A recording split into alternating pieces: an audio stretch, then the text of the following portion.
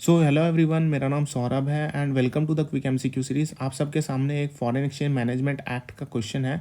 The foreign exchange management act has been made effective from the date बताना है आपको। 1 अप्रैल 2000 है, 1 जून 2000, 1 जून 1999, 1 अक्टूबर 2000। तो सही उत्तर है यहाँ पे 1 जून 2000। अगर हम बात करते हैं फेमा एक्ट की, तो यहाँ पे प्रियम्बल बोलता है कि ये जो एक्ट है वो एम करता है to consolidate and amend the law relating to foreign exchange with the objective of what, facilitating the external trade and payment. So facilitate करना है एक्सटर्नल ट्रेड और पेमेंट को, और साथ ही साथ ये प्रमोट करेगा orderly development and maintenance of foreign exchange market in India.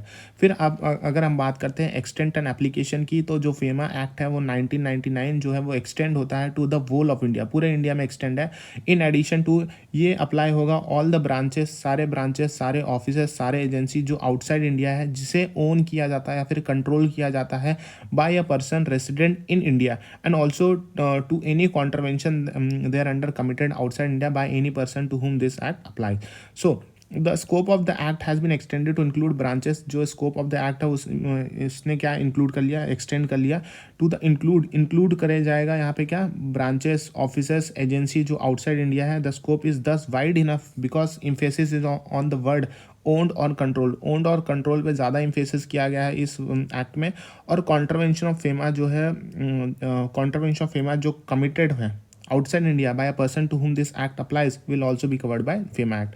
तो कमेंसमेंट की अगर हम बात करते हैं तो ये act 1999 came into force with effect from 1 June 2000। Vide notification number GSR 371E dated 1 May 2000।